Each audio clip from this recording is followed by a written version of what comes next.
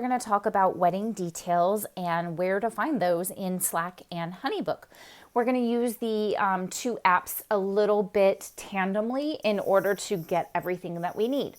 So let's start with Slack. We're going to go into Slack as me. We're going to go into, let's say, we're not going to go in, even though we've been using Princess Buttercup as our example, we're not going to go into her because she just doesn't have a whole lot of information in there. So let's go to a wedding that's coming up here very shortly. Let's go into Kylan Compton so that you can kind of see a little bit more. So you will see, obviously, the name of the channel is for 2024 Kylan Compton. So that is her wedding date, her first and her last name.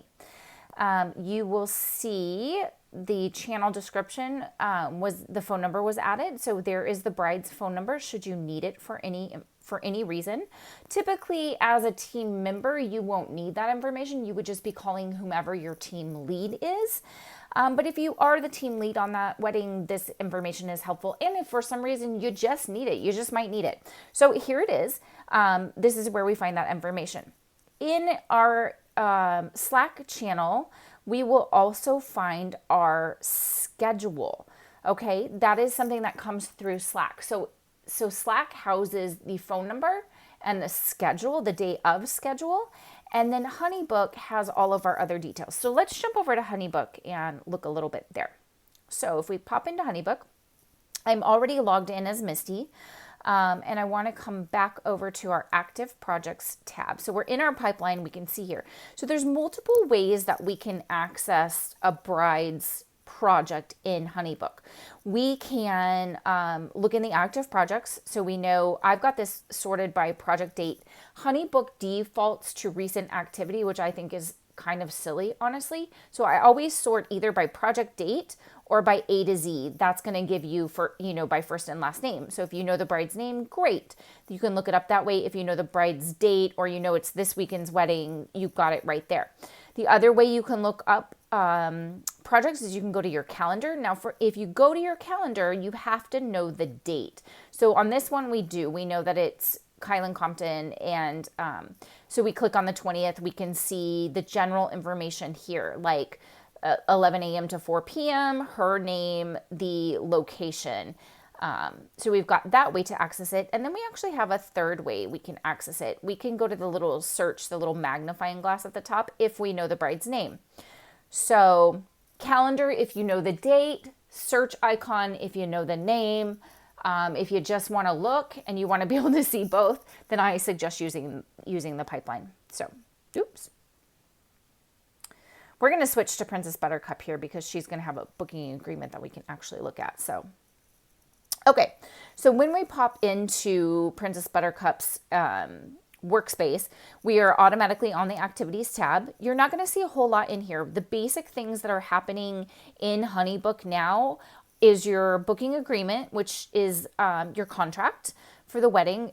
And then you're going to see some of the wedding details. So in the activities tab, you're going to see the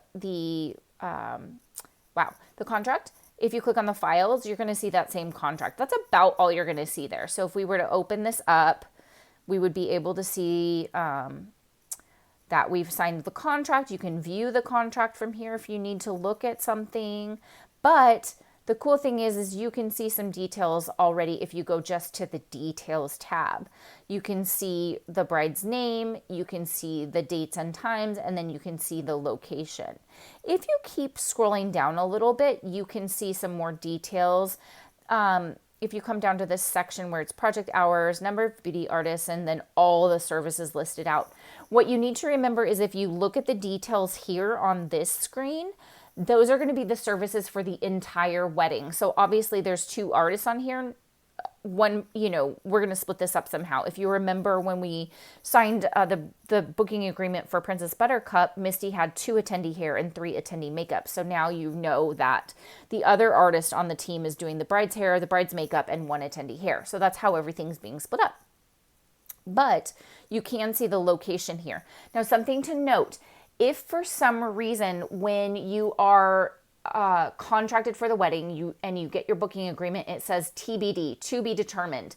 That means we just, at this time, we don't have the exact location. This happens more frequently, like on the Eureka weddings, where maybe they haven't booked their accommodations yet. So they don't know exactly where they're staying, but they know it's in Eureka. Or sometimes this will happen down in like the Bella Vista area down by Mildred B. Cooper, things like that, where they just haven't booked their Airbnb. So what you need to note is that I will always update the project location on this details screen, but it doesn't update it on your contract. Okay. So I will pay you properly, obviously, once we know that location. More than likely, I've already estimated what that's going to be for your travel, and that's already in there. But if you go back just and only look at your contract, it's still going to say to be determined. If I were to go and update every booking agreement for you guys, you would have to re-sign them. It would just create so much more work for all of us. So know that if it was a to be determined, you can come look at this details screen and you can see the project location, and that's where you're going to. The other cool feature is you see that little pin drop on the right-hand side of the project location. If you're on an iPhone and you use Apple Maps, you can click on that and it'll pop you right into your Apple Maps. On an Android, you'd have to try this. I would imagine that it would take you right to your Google Maps, but I'm not entirely certain.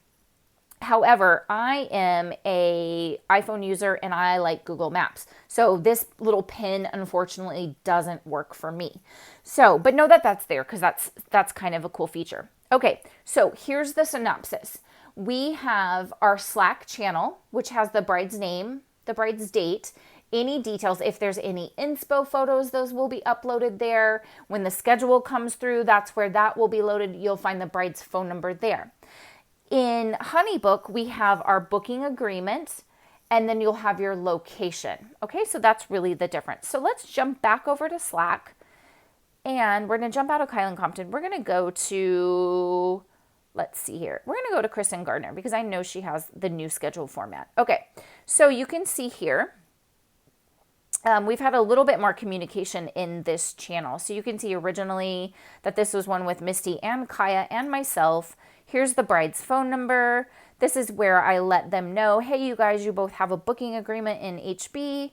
And then this is where I'm checking in with them the week of the wedding. So this is where you will get your day of details, confirmations, and your schedule, your actual schedule.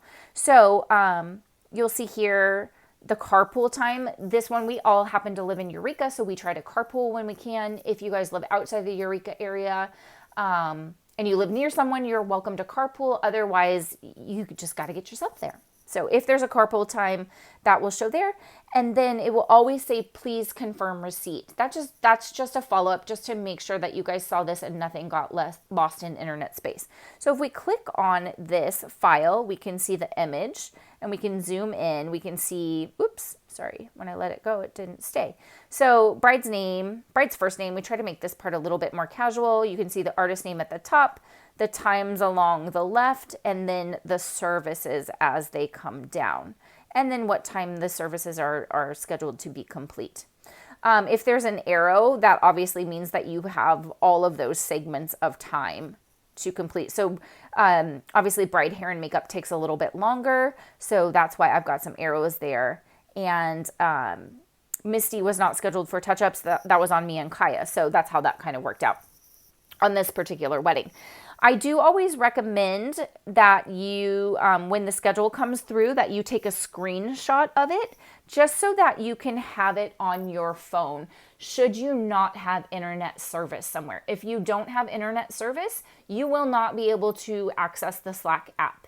And that would look super duper unprofessional on our part. So when the schedule comes through, take a screenshot, then you know you've got it on your phone. I would also take a screenshot of the address and the bride's phone number just to make sure that you have it. So there you go, guys. That's how you know who's on your team and where you find your wedding details. On the next one, we will go over navigating in Slack and Honeybook a little bit more. See you there.